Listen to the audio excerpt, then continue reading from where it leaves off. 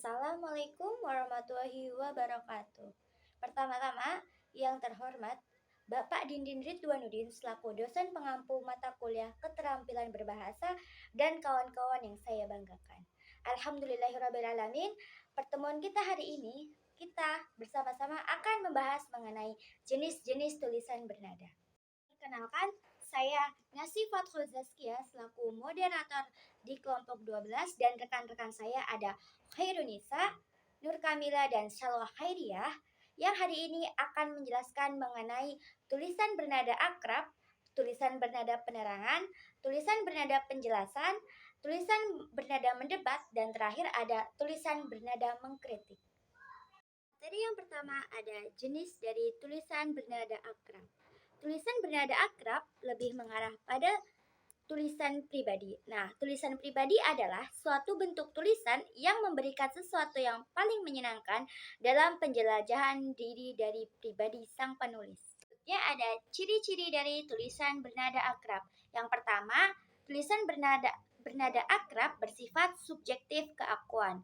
Tulisan bernada akrab adalah suatu pernyataan dari gagasan-gagasan serta perasaan-perasaan mengenai pengalaman diri sendiri yang ditulis baik untuk kesenangan diri sendiri ataupun untuk kepentingan dan kekhidmatan sanak saudara atau sahabat karib. Ciri yang kedua itu, tulisan bernada akrab ditandai dengan penggunaan bahasa yang alamiah, biasa, wajar, sederhana, dan ujaran yang normal. Biasanya tulisan bernada akrab ini menggunakan bahasa sehari-hari yang kita gunakan. Ciri yang terakhir, tulisan bernada akrab hendaknya bersifat ramah tamah dan tidak formal. Karena menggunakan bahasa yang digunakan sehari-hari, sifat dari tulisan bernada akrab tidaklah formal. Terakhir ada bentuk tulisan bernada akrab. Ada 3 bentuk dari tulisan bernada akrab. Yang pertama ada catatan harian atau jurnal, yang kedua ada autobiografis, dan yang terakhir ada esai pribadi. Yang pertama itu ada catatan harian atau jurnal. Tujuan menulis catatan harian atau jurnal yaitu dapat menciptakan suatu pemberian yang jelas seperti keadaan yang sebenarnya, menangkap serta merekam esensi dan intisari sesuatu, mempunyai kemampuan untuk memberi tanda mata atau oleh-oleh yang dapat menggerakkan serta menghidupkan kenangan masa silam. Jadi tujuan dari catatan harian itu ditulis adalah untuk mengenang masa-masa dahulu atau mengingatkan kita akan masa-masa yang telah kita lalui yang dituangkan ke dalam cerita harian tersebut. Yang kedua ada cerita autobiografis. Cerita autobiografis adalah suatu tulisan yang menceritakan diri kita sendiri dan pengalaman-pengalaman pribadi kita. Dalam cerita autobiografi, kita bisa memasukkan lelucon yang berhubungan dengan riwayat hidup dengan maksud mengalihkan perhatian pembaca pada pokok pembicaraan tersebut. Bisa kita jumpai cerita autobiografis itu di sebuah pengenalan penulis novel dengan pembacanya, yang biasanya terletak pada halaman paling belakang novel tersebut. Yang ketiga atau yang terakhir itu ada esai pribadi. Dalam esai pribadi biasanya menggunakan nada yang santai, riang, ramah, dan sifatnya itu agak menggelikan.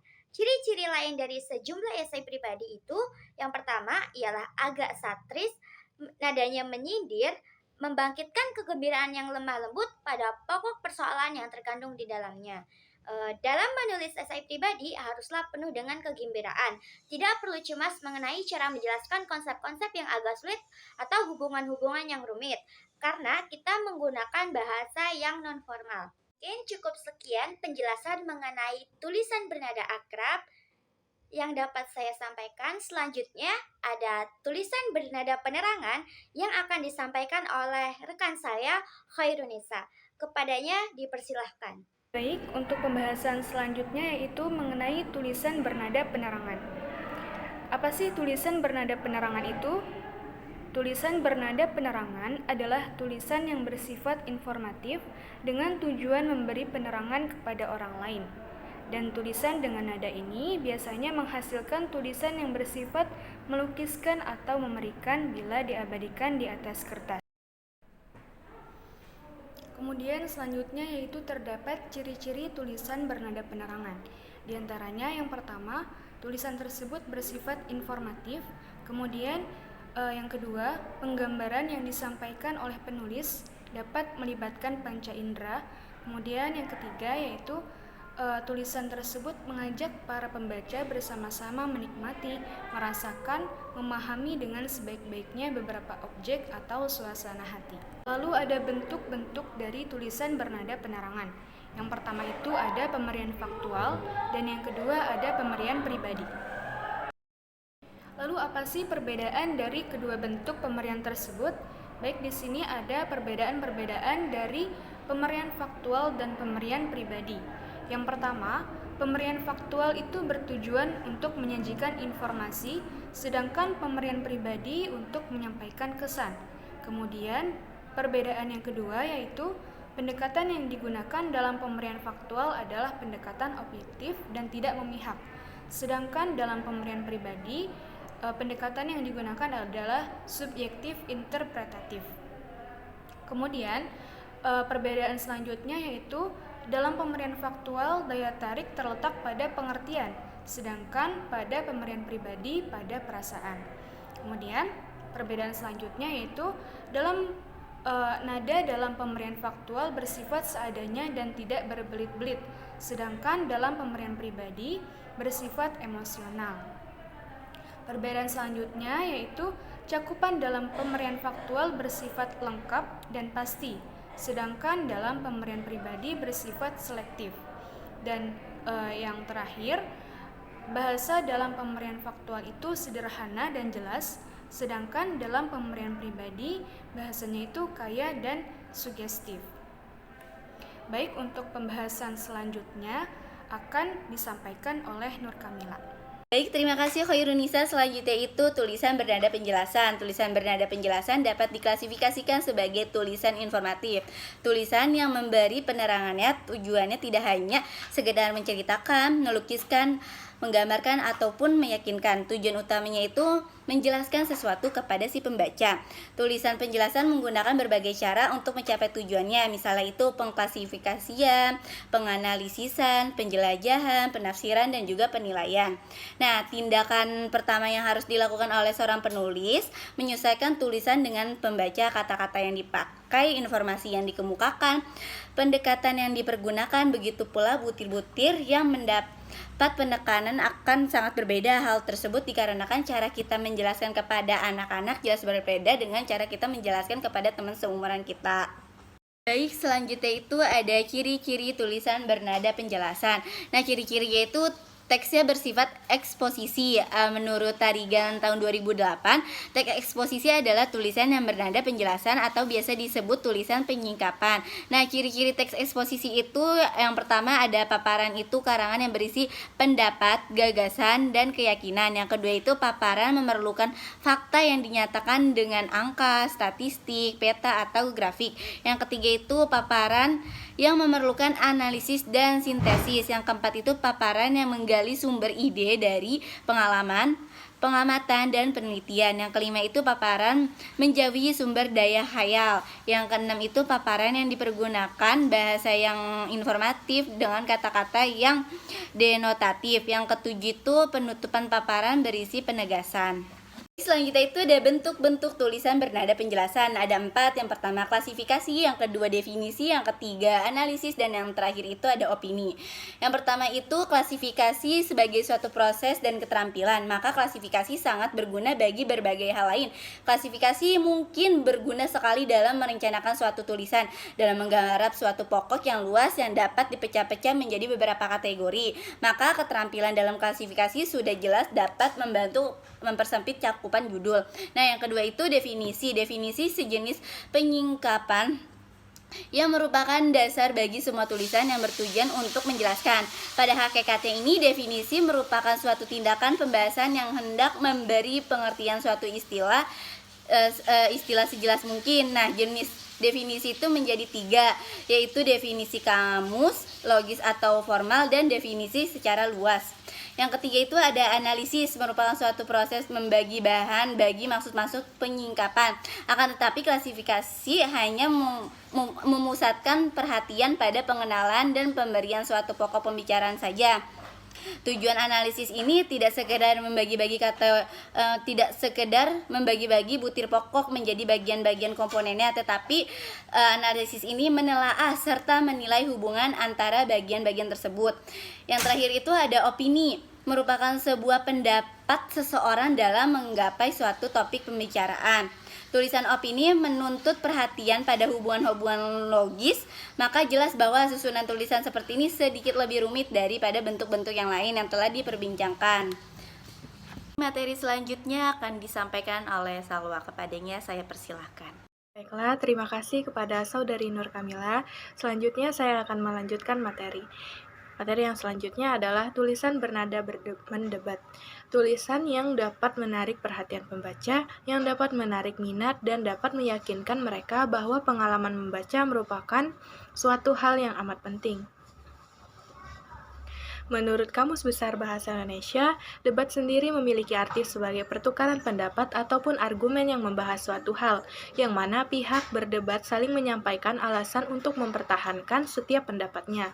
Pada saat melaksanakan debat, setiap pihak diperbolehkan untuk melakukan penambahan informasi, data, hingga bukti untuk mempertahankan pendapatnya. Salah satu tujuan yang diselenggarakannya acara debat adalah untuk mendapatkan suatu sudut pandang yang baru dan bisa diterima oleh kedua belah pihak. Namun terkadang malah berakhir dengan perbedaan pendapat dari kedua belah pihak. Kedua belah pihak yang berdebat pun tetap memegang teguh pendapat yang disampaikannya. Perbedaan pendapat tersebut menjadi hal yang lumrah dalam berdebat. Oleh karena itu, dalam melaksanakan debat, kedua belah pihak untuk saling menghargai pendapat yang berbeda. Secara umum, teks debat memiliki keterkaitan dengan teks argumentasi.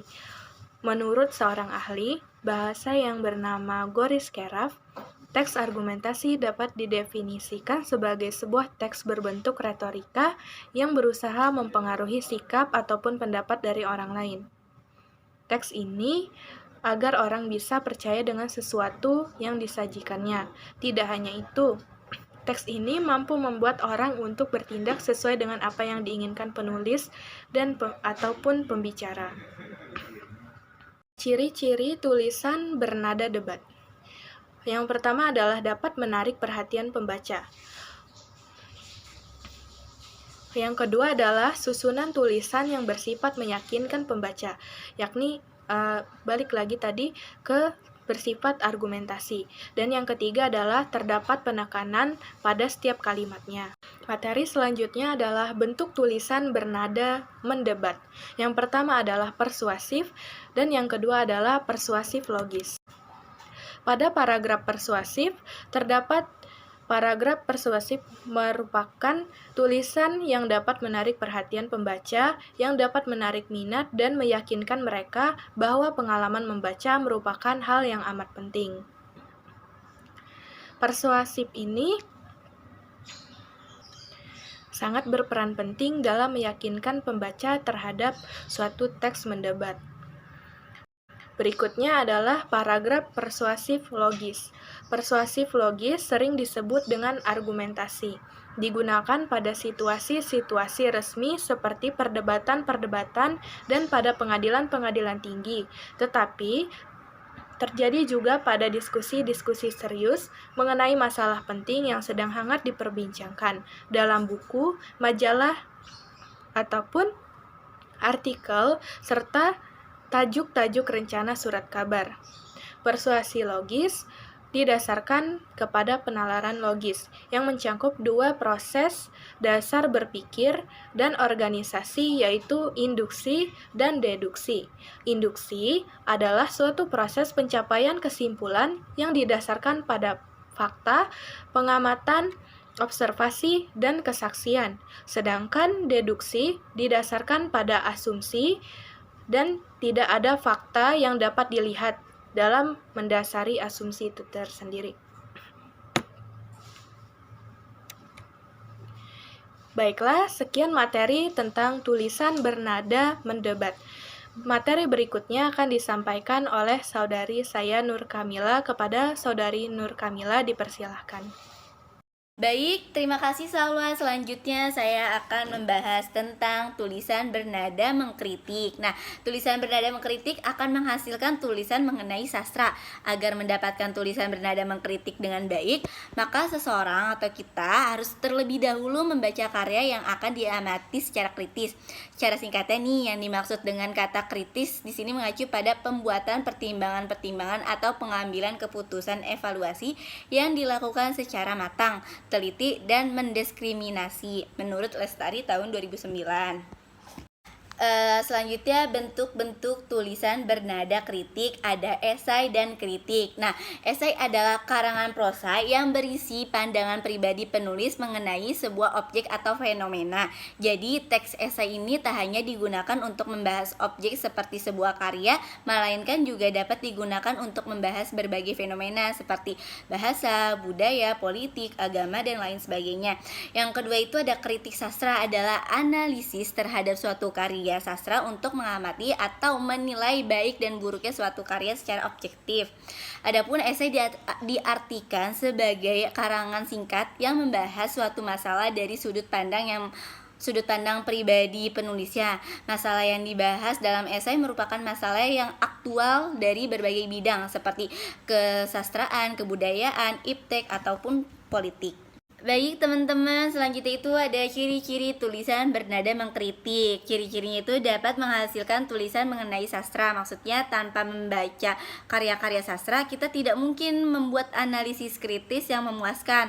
Itulah sebabnya kegiatan diskusi serta kritis secara analitis dapat meningkatkan keterampilan kita dalam membaca dan menulis. Yang kedua itu, tulisan bernada mengkritik bisa memiliki alur yang bersifat fiksi atau non-fiksi. Nah, ciri-ciri teks non-fiksi itu ada berisi penjelasan tentang suatu hal atau objek tertentu yang faktual. Yang kedua itu, ciri-ciri teks fiksi itu bersifat imajinasi dari berbagai pengarang, tidak ada nilai kebenaran relatif atau absolut. Secara umum, bahasa yang digunakan adalah sugestif. Sekian yang dapat saya sampaikan.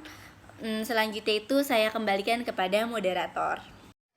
Alhamdulillahirrabbilalamin, usai sudah penjelasan kita mengenai jenis-jenis tulisan bernada. Terima kasih kepada rekan-rekan saya kelompok 12 yang sudah menjelaskan materi dengan baik dan teman-teman yang sudah menyimak materi hari ini. Kurang lebihnya mohon dimaafkan. Akhirul kalam, air kelapa segar diminum, minumnya di atas batu. Wassalamualaikum warahmatullahi wabarakatuh.